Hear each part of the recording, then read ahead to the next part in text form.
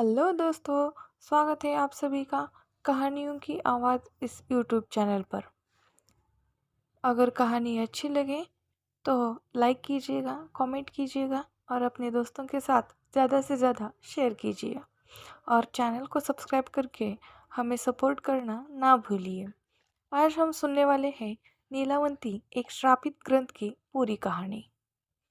दोस्तों, ये बहुत समय पहले की बात है। उत्तर प्रदेश के एक छोटे से गांव में एक आदमी था।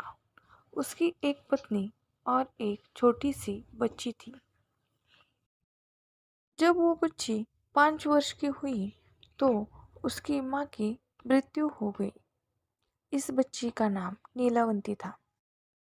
नीलावंती की माँ की मृत्यु के पश्चात नीलावंती के पिता ने उस गांव को छोड़ दिया और नीलावंती को लेकर दूसरे गांव में चले गए।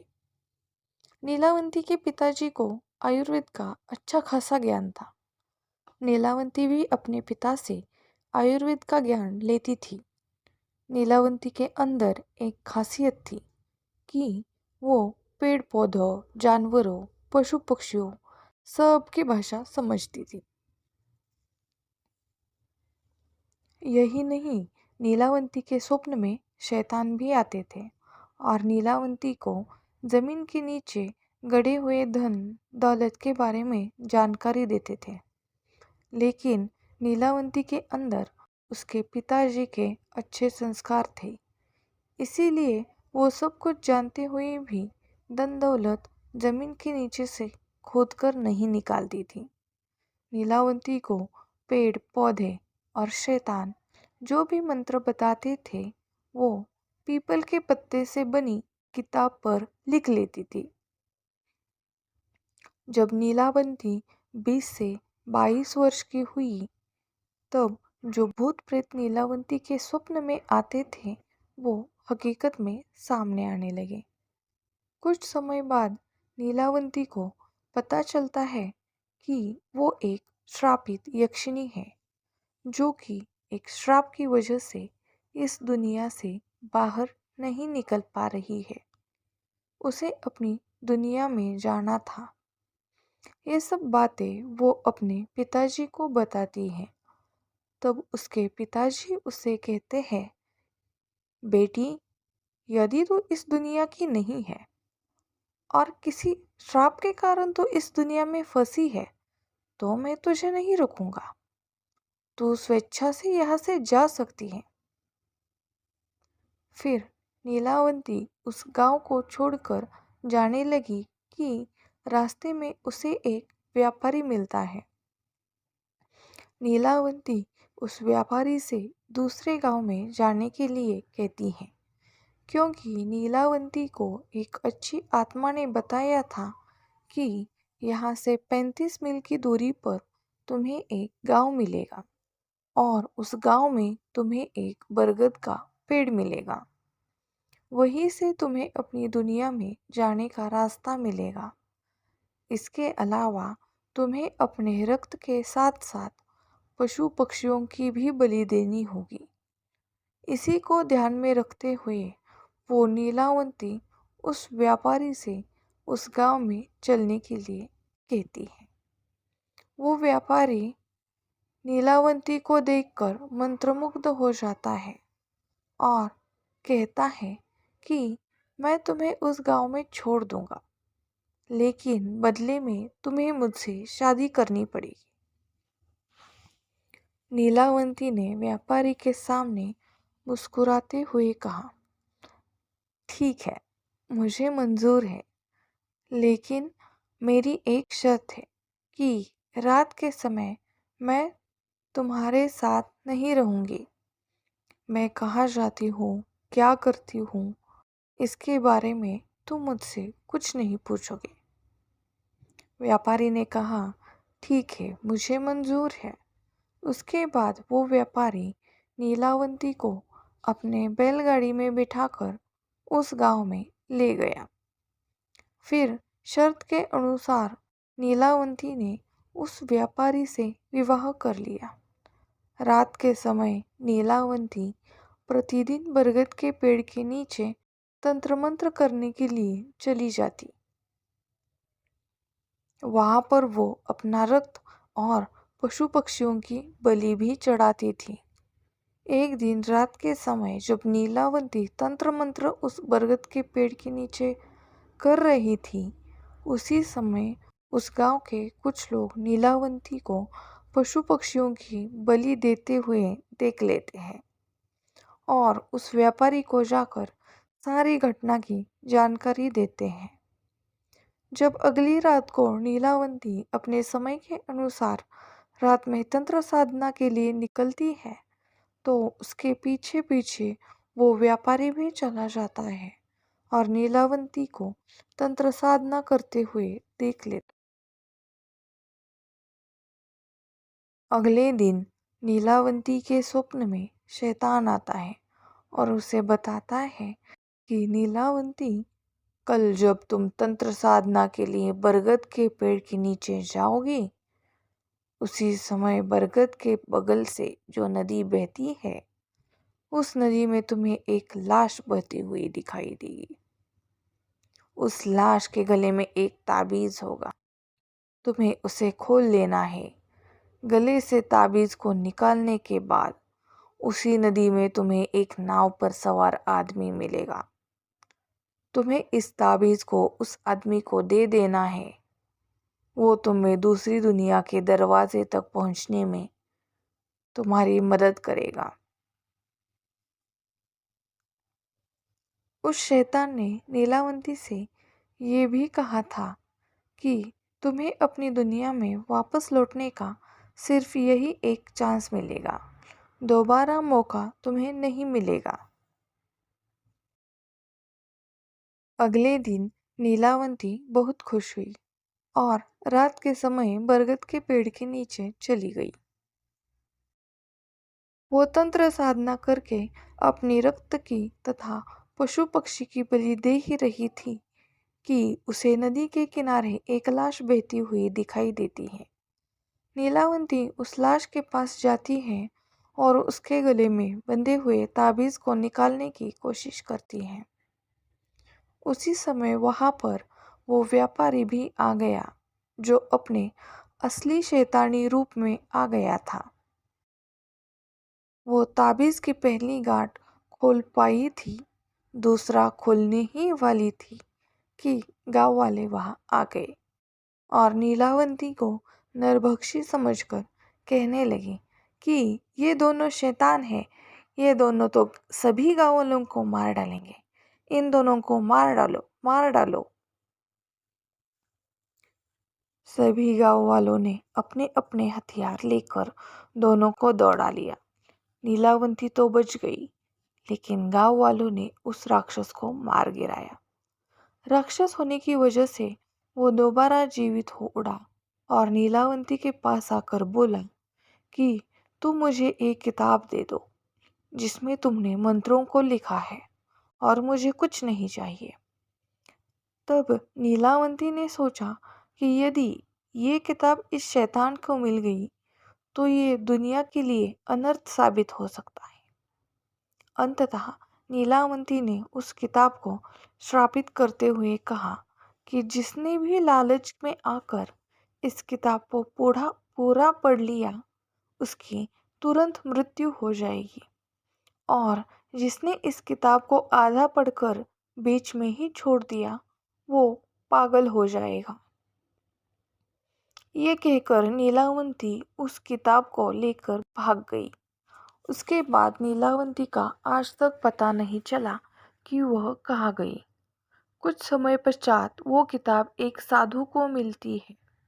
उस साधु के मन में किसी भी तरह का कोई लालच नहीं था।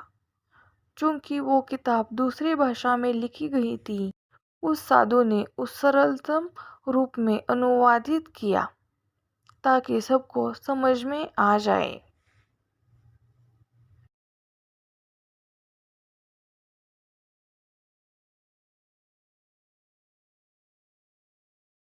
नीलावंती के बारे में और एक बात प्रसिद्ध थी कि उसे जानने वाला एक मनुष्य आज भी जीवित है। उसे लोग बाजिंद कहते हैं और वो महाबलेश्वर के जंगलों में रहता है। कहते हैं उसकी आयु 1000 वर्ष से भी ज्यादा है। अब सबसे आसान तरीका तो ये है कि पहले बाजिन को खोजा जाए जो उसे जानने वाला है, और उसके पास से जो जानकारी मिले उसके आधार पर नीलावंती की खोज करें। और एक बात आपको बता दूं, जो लोग नीलावंती के पीछे थे वो चाहे जिस भी काल में हुए हो या फिर किसी भी जगह से हो, उनमें एक और समानता थी। वे सभी महाबलेश्वर के जंगलों में जाते देखे गए थे। उनमें से केवल 2 लोग ही जाने के बाद फिर से देखे गए थे, वो भी मृत अवस्था में। बाकियों का, जिनकी संख्या सैकड़ों में हो सकती है, क्या हुआ किसी को नहीं पता, क्योंकि उनका ना शरीर मिला ना कोई अवशेष।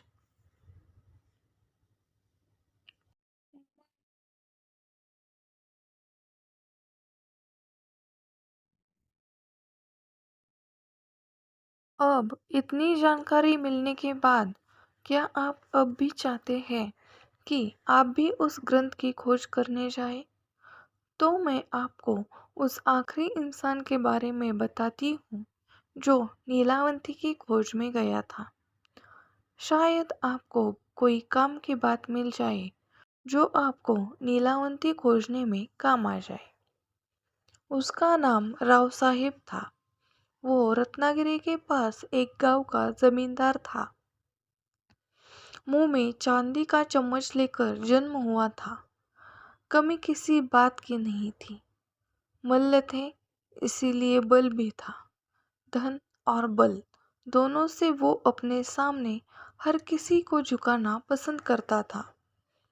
बहुत अमीर होने के बावजूद उसे एक बात की कमी हमेशा खलती थी। एक ऐसी बात जिससे सब सुख होने के बाद भी उसकी कई पुश्तों को अफसोस के साथ जीने के लिए मजबूर किया था। इस बात का पता चलते ही वे एक ही बात सोचने लगते थे कि शायद ये किसी तरह से बदला जा सके। वो बात ये थी कि उसके खानदान में बहुत पहले किसी ने केवल गलतफहमी के कारण 7 कुएं भरे जाते इतना सोना और हीरे जवाहरात समुद्र में डुबा दिए थे।